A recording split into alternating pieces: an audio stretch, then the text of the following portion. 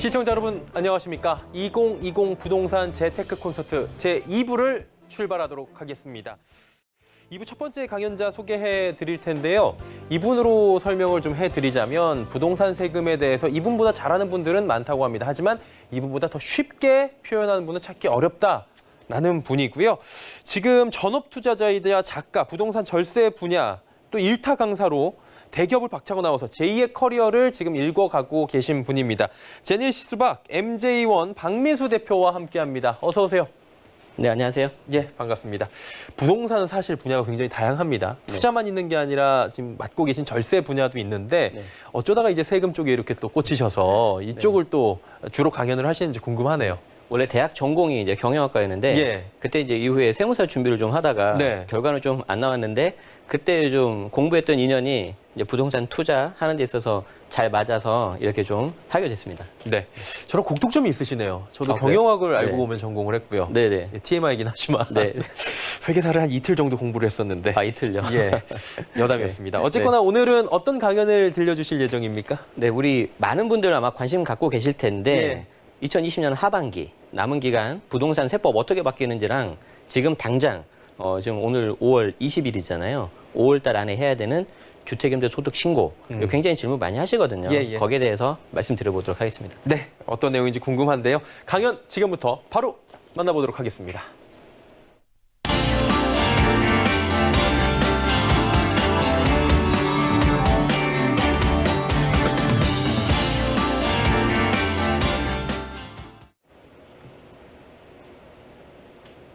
네, 안녕하세요. 제네시스입니다. 자, 여기 보시면 제가 준비해온 자료가 있는데 2020년 주목해야 할 부동산 세법에 대해서 제가 5월 달, 그리고 6월 1일, 그리고 6월 30일, 그리고 7월 이후로 이렇게 좀 정리를 했습니다. 물론 여기에 대해서 더 길게 설명드릴 수도 있지만 오늘 한정된 시간, 그리고 여러분들의 어떤 집중도, 그리고 오늘 굉장히 중요성을 따져가지고 제가 앞에 특히 5월 달에 굉장히 중요한 내용이 있고요.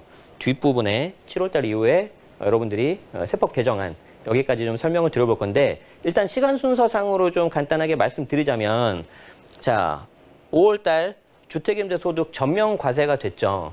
2013년까지는 전수 과세를 하다가 2014년부터 18년까지는 2천만 원 이하는 비과세로 갔고요. 그리고 작년이었습니다. 2019년은 수익금액 2천만 원 이하에 대해서는 비과세였는데 이 비과세 제도를 폐지하고 전면 과세 시행이 됐고요. 그에 발생한 수입을 올해 20년 5월 달에 제출 신고 납부하셔야 되는 거죠. 그래서 저기 적어놨지만 앞으로 매년 5월 달이 되면 여러분들이 1년 동안 발생했던 주택 임대소득, 즉 전세나 월세에 대해서 발생한 소득을 매년 납부하셔야 돼요. 그래서 이거를 이제 계속적으로 반복해서 하셔야 되기 때문에 오늘 좀 설명 잘 한번 들어보시고 지금 한 10일 정도 남았는데 굉장히 지금 많이 여기에 대해서 문의들을 하시고 좀 혼란스러워 하십니다. 왜냐하면 일부 금액에 대해서는 얼마 안 된 거에 대해서 비과세였었기 때문에 당연히 좀 그러지 않겠냐라고 하는데 사실 정부에서는 그 전부터 계속해서 말씀을 하고 공지를 했었거든요. 자, 거기에 대해서 설명드리고요. 자, 여러분들도 관심 있는 거 소위 말하는 절세 매물이라고 하죠. 그래서 그 절세 매물이 두 가지가 있는데 6월 1일 하나, 그리고 6월 30일 두 개, 이렇게 두 가지가 있습니다. 자, 6월 1일은 보유세 과세 기준이라고 해서 우리나라 현행 세법은 6월 1일 단 하루 동안만 부동산을 가지고 있어도 1년치 세금을 다 내야 돼요, 보유세를. 그 보유세는 당연히 재산세와 종합부동산세 이렇게 두 개가 있겠죠. 자, 그래서 그 보유세를 내야 되는데 여기에 대해서 너무 이제 부담을 느끼시는 분들이 저기에 대해서 이제 좀 매도를 하는 경우가 있어요. 그래서 실제 급매가 나와서 좀 이렇게 매수하는 경우도 있고 여기에 아시는 것처럼 코로나 영향까지 있어서 좀 일부 이렇게 절세 매물이 나오는 것 같습니다. 여기에서 이제 여러분들 하나 관심 가져야 되는 게 뭐냐면 밑에 써 있는데 1주택자 종부세 부담이 과연 줄어들 거냐. 사실 이게 4월 15일 총선 전에 살짝 나왔어요. 그래서 이제 총선이 끝나고 나서 이제 어떻게 될지 좀 관심들을 가지셨을 텐데 개인적으로는 의견임을 전제로 했을 때 어떻게 잘 안 될 것 같다라고 저는 생각을 했었는데 요즘에 조금 분위기가 미묘하게 바뀌는 것 같습니다. 자, 요거에 대해서도 제가 멘트 드리도록 하고요. 자, 또 하나 여러분들이 만약에 6월 1일 절세 매물을 놓쳤다면 요거는 안 놓치셨으면 좋겠어요. 특히 내 집 마련이라든가 실수요자 하시는 분들, 아니면 갈아타기 하시는 분들. 자, 6월 30일까지 10년 이상 보유한 주택을 양도할 때는 그 해당 주택에 대해서는 비록 조정 대상 지역이라고 하더라도 양도소득세 중과를 안 합니다. 그러니까 이제 일반과세를 간다는 거죠. 일반과세가 가면 기본세율이 적용이 되고요. 6에서 42%, 그리고 장기보유 특별공제라고 해가지고 최대 30%까지 이게 적용이 되기 때문에 다주택자들 중에서 양도소득세가 부담이 됐거나 특히 보유세가 부담이 된 분들은 저 날짜에 맞춰서 매도를 하려고 하실 거예요. 그럼 실수요자 입장에서는 저 물건을 내가 해서 내 집 마련 혹은 갈아타기를 하실 수도 있는 거죠. 자, 그런데 별도 연장은 없을 것 같습니다. 자, 그리고 이제 7월 이후가 되면은 우리나라 세법은 매년 이렇게 세법 개정안을 내서 경제 상황에 맞춰서 이렇게 좀 조금씩 변화를 하는데 그 시기가 7월 말이나 8월 초쯤에 나오고요. 이제 그 이후에 이제 정기국회에서 법이 이제 통과가 돼서 그 다음 연도부터 되는 거죠. 자, 그런데 이 내년도 세법 개정안도 중요하지만 최근 들어서 국토교통부라든가 국세청에서 나오는 발표 자료를 보면 특히 시장을 좀 교란할 수 있는 여지가 있는 법인 주택 거래에 대해서 추가 규제가 들어간다고 해요. 자, 저게 또 어떤 내용인지 같이 한번 보도록 하겠습니다. 자, 오늘 제가 준비한 장표 중에서 아마 가장 중요한 장표 중에 하나일 텐데 여기 보시면 주택임대소득 전면과세, 그러니까 2천만 원 이하 수익금액에 대해서는 이제 비과세가 폐지가 되고 앞으로 계속해서 세금을 신고 납부하셔야 되는 건데 여기 왼쪽에 있는 표를 보시면 여러분들이 관심 가져야 되는 게 가장 질문을 많이 하는 게 이런 거예요. 내가 월세를 얼마 받고 있는데 세금 내나요? 뭐 보증금이 이렇게 돼 있는데 세금 내나요? 라고 말씀들을 하시는데 일단 놀라지 마시고 무엇부터 확인하셔야 되냐면은 부부 합산 주택수부터 확인해야 됩니다. 부부 합산 주택수. 자, 그래서 부부 합산 주택수가 1주택이다. 하나만 가지고 있다. 그러면은 별도 월세라든가 보증금, 간주임대료에 대한 부분은 없습니다. 세금이 없어요. 그런데 예외가 하나 있는데 그 1주택이 해외에서 벌어들이는 뭔가 소득이 있거나 아니면은 그 1주택이 공시가격이 9억이 넘는 고가주택인 경우에 월세를 받는 경우, 이 경우에는 월세에 대해서 과세하겠다는 거죠. 이 경우까지 비과세 해줄 필요는 없다는 거예요. 자, 그러면 현재 저 방법에서 만약에 내가 1주택 고가주택을 가지고 있는데 세금을 내기 싫다 그러면 어떻게 해야 되겠어요? 월세가 아니라 전세를 놓으면은 그 보증금에 대해서는 세금이 안 나와요.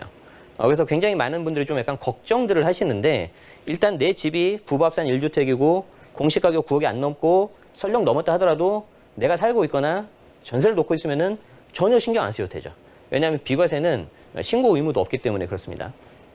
자, 그런데 부부합산 주택수가 2주택이라고 한다면 자, 여기에 대해서는 정부가 월세에 대해서는 좀 세금을 내라 이거예요. 왜 그러냐면 한 집은 실거주하는 거고 나머지 하나는 월세 받고 있는 거 아니겠니? 라고 보는 거죠.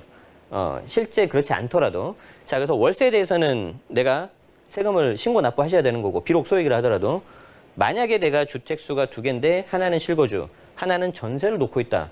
그러면 그 경우에는 주택을 통한 임대를 하고 있다 하더라도 전세에 대해서는 비과세예요. 아시겠죠?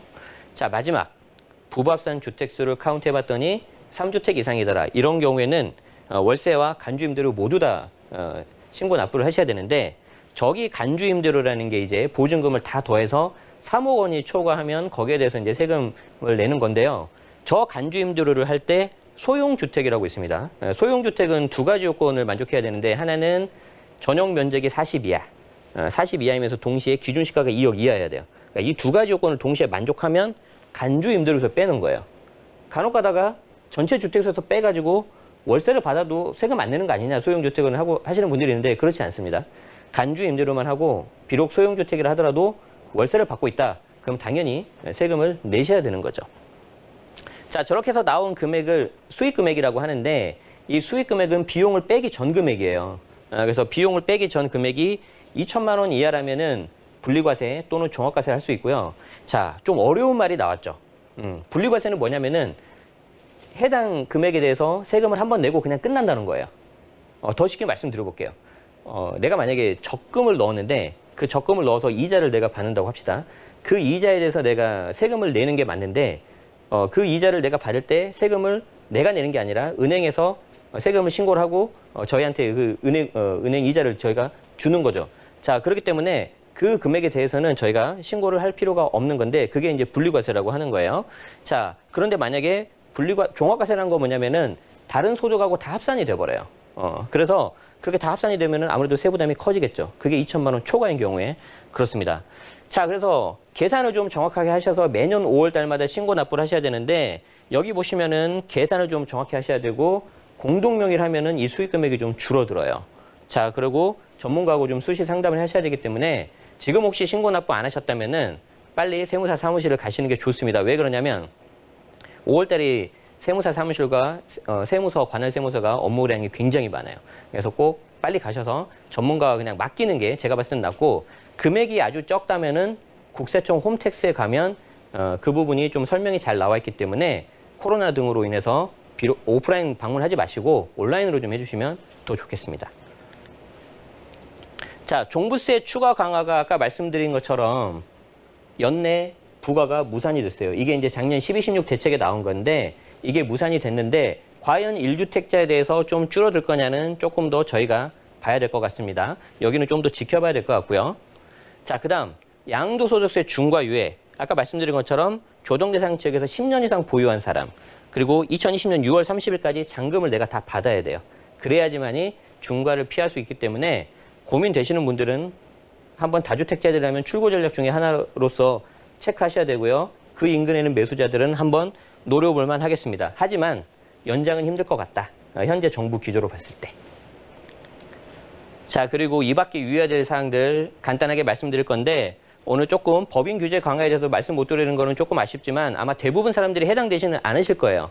법인 규제는 다른 거 없고요. 합법적으로 하셔야 됩니다. 거래 신고 그리고 자금 조달 계획서를 앞으로 다 내셔야 되고 특히 자금 조달 계획서는 지역, 금액 상관없이 앞으로 다 내야 되기 때문에 정말 합법적으로 원리 원칙대로 하셔야 되고 주택임대소득은 계속해서 강화가 될 거고 아마 전월세 상한제 그리고 조금 전에 대기하면서도 보니까 전월세 신고제 추진한다고 하는데 그런 내용들 나올 거고요. 7, 8월에 규제들이 계속 나올 겁니다. 자, 제가 마지막으로 당부드리고 싶은 말씀이 있는데 짧은 시간에 좀 많은 양을 전달 드리려다 보니까 좀 제가 말이 좀 빨랐던 부분도 있었을 텐데 그 부분은 양해 말씀 드리고요. 세법은 늘 변합니다. 매년 변하고요. 정부의 의지에 따라서 추가 규제라든가 정책들이 나와요. 절대 혼자 판단하지 마시고 전문가, 세무사분들 있죠. 그분들 꼭 2명 이상, 3명 이상 만나서 상담하시기 바랍니다. 네, 여기까지 하겠습니다. 네. 궁금증을 해결하지 못하신 분들 계시다면 저희 서울경제TV 홈페이지 게시판을 통해서 궁금한 점, 의견 남겨주신다면 저희가 댓글로 성심성의껏 답변을 또 드리도록 하겠습니다. 자, 긴 시간 동안 2020 부동산 재테크 콘서트 함께해 주신 여러분 진심으로 감사드립니다. 다음엔 더욱 알찬 내용과 구성으로 찾아뵙도록 하겠습니다. 고맙습니다.